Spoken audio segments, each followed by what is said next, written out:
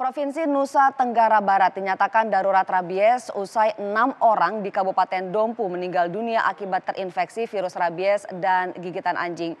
Akibat meningkatnya kasus gigitan anjing liar, pemerintah Kabupaten Dompu dan Sumbawa telah menyatakan status kejadian luar biasa atau KLB rabies. Berikut sejumlah informasi yang berhasil kami rangkum terkait kasus rabies di Nusa Tenggara Barat. Sebelumnya kita akan mengenal terlebih dahulu definisi rabies. Rabies itu sendiri adalah penyakit infeksi tingkat akut pada susunan saraf pusat yang disebabkan oleh virus rabies. Nah, penyakit ini bersifat zoonotik, artinya dapat ditularkan dari hewan ke manusia. Hewan-hewan yang bisa terkena rabies dan menularkan ke manusia ada 3 yang biasanya. Yang pertama adalah anjing, lalu kera, dan juga kucing. 3 hewan ini yang tengah diawasi dengan ketat khususnya untuk anjing di Provinsi Nusa Tenggara Barat. Kita lihat ada 4 wilayah yang terdampak rabies, ada 3 kabupaten dan 1 kota setidaknya. Yang pertama kita lihat terlebih dahulu di Kabupaten Dompu. Di Kabupaten Dompu Bupati Dompu sudah menetapkan bahwa statusnya adalah KLB rabies. Ada 685 orang yang digigit oleh anjing. Yang ini masih dalam observasi berapa banyak yang positif menderita rabies, namun yang digigit oleh anjing ada 685 orang. Dan berikutnya ada 6 orang yang meninggal dunia hanya karena penyakit rabies ini. Ini memang cukup luar biasa karena populasi hewan atau anjing liar di Provinsi Dompu, di Kabupaten Dompu sendiri memang cukup banyak, yaitu sekitar 22.000 ekor anjing liar hanya di Kabupaten Dompu saja. Dari Kabupaten Dompu kita beranjak ke Kabupaten Sumbawa. Di Kabupaten Sumbawa juga sudah ditetapkan KLB rabies, di mana di sana ada 9 kecamatan yang terdampak. 2 diantaranya yang paling parah yaitu Kecamatan Tarano dan Kecamatan Empang. 7 kecamatan lainnya adalah Kecamatan Sumbawa, Labangka, Lenangguar, lalu Utan, Pelampang, Labuan Badas, dan juga Re. Setidaknya ada 19 orang yang sudah digigit anjing di Kabupaten Sumbawa. 4 diantaranya sudah diperiksa di laboratorium dan dinyatakan positif menderita rabies. Estimasi populasi anjing di Kabupaten Sumbawa memang yang paling tinggi di Provinsi Nusa Tenggara Barat, yaitu sebanyak 26.000 ekor anjing di Kabupaten Sumbawa saja. Berikutnya kita beranjak ke Kabupaten Bima yang persis berbatasan dengan Kabupaten Dompu dan menjadi kabupaten kedua sebetulnya yang banyak menderita atau banyak terdapat kasus rabies. Di Bima statusnya masih waspada, KLB rabies, belum ditetapkan sebagai KLB rabies. Di Bima sendiri sudah ada 14 warga yang tergigit oleh anjing yang diduga menderita rabies. Dan 14 orang ini sudah mendapatkan vaksin anti rabies atau VAR.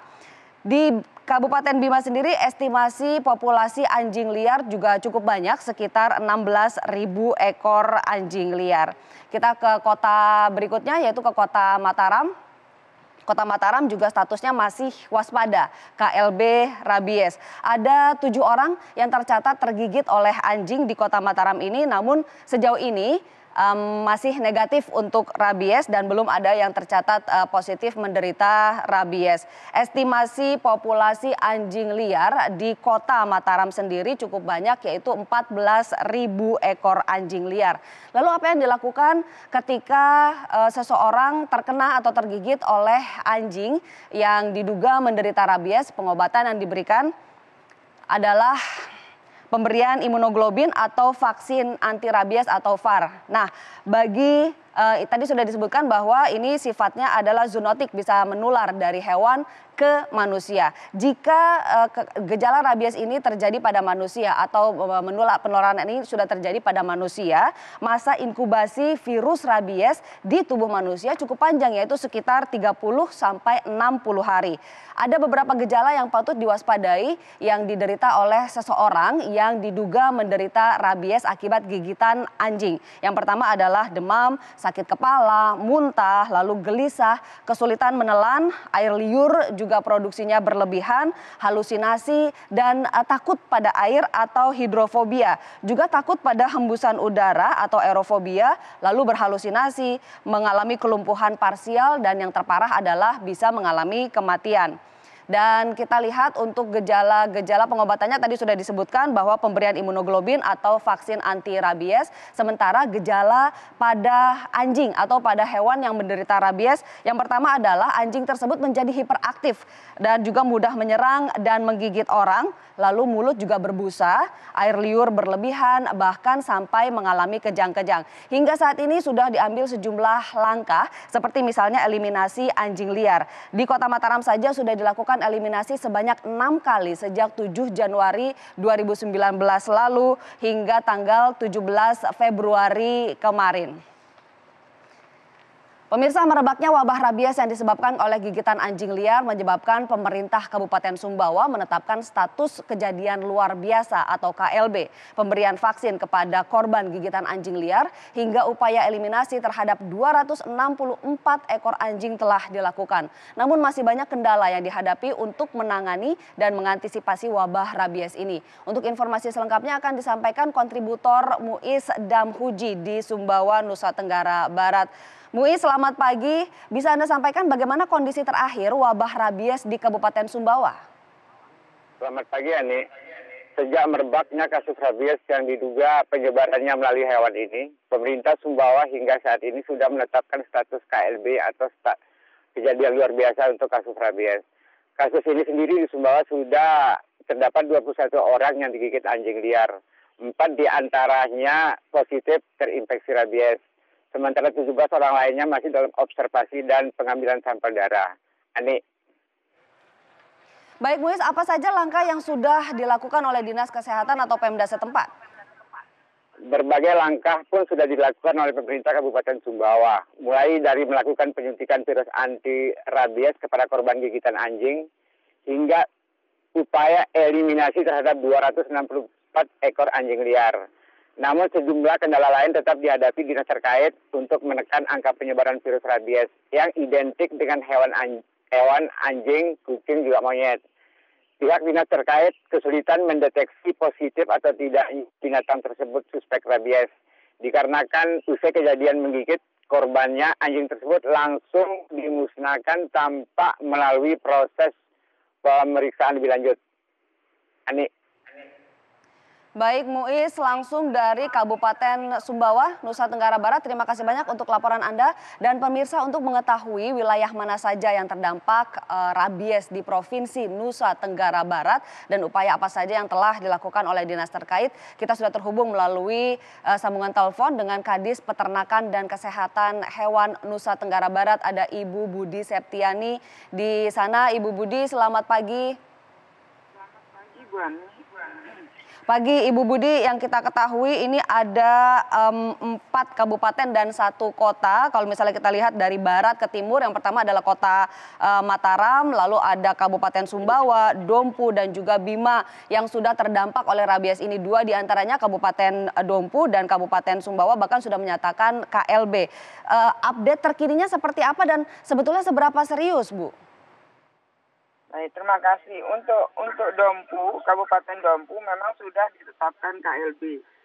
Karena di Kabupaten Dompu itu gigitan HPR-nya sudah sampai 714. Kemudian sudah dilakukan PAR oleh Dinas Kesehatan itu 707, DSAR 20, dan di situ ada LISA, kematian 6 orang di Kabupaten Dompu. Kemudian untuk sampel otak positif itu 26, yang dikirim ada 80, 26 itu positif, 55 itu masih negatif, yang lainnya belum ada hasil pemeriksaan. Kemudian untuk Kabupaten Sumbawa itu ada kasus gigitan 21 orang. Kemudian jumlah HPR yang menggigit itu 297 orang. Nah, dari sampel yang dikirim itu sampel otak positif 4. Sampel otak positif 4. Kemudian untuk Kabupaten Pulau Lombok itu ada beberapa gigitan, tetapi masih negatif. Kemudian untuk Kabupaten Bima itu ada kasus gigitan 17 orang. Kemudian jumlah HPR yang menggigit itu ada 21 ekor. Sampel otak masih diperiksa, jadi masih belum ada hasil, masih negatif. Kemudian untuk Pulau Lombok juga negatif.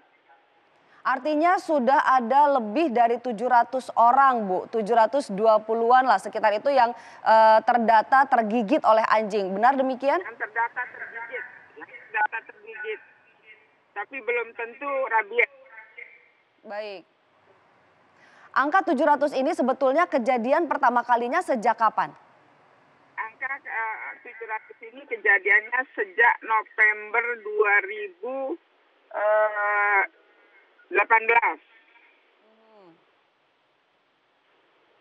Artinya Jadi sudah 3 bulan ya, Bu? Gigitan lama juga yang dilaporkan karena masyarakat sadar akan bahayanya rabies. Baik, Ibu bisa disampaikan karakter korbannya seperti apa? Laki-laki, perempuan, anak-anak, atau orang dewasa? Bagaimana komposisi atau karakternya? Bervariasi, Bu, bervariasi. Bervariasi, ada anak-anak, tapi lebih banyak yang anak-anak umur 15 tahun ke atas, sehingga sosialisasi yang dilakukan itu kita menyentuhnya ke sekolah-sekolah. Baik, lalu upaya-upaya apa saja yang sudah dilakukan oleh dinas terkait, Bu? Karena ini jumlahnya cukup signifikan ya, 720 orang begitu. Ya, upaya-upaya yang sudah dilakukan tentunya melakukan pengendalian populasi HPR. Kemudian yang kedua, bagi pemilik HPR itu melakukan vaksinasi, kemudian kita juga melakukan sosialisasi, dan masing-masing kabupaten sudah membentuk tim koordinasi baik di tingkat kabupaten maupun di tingkat kecamatan.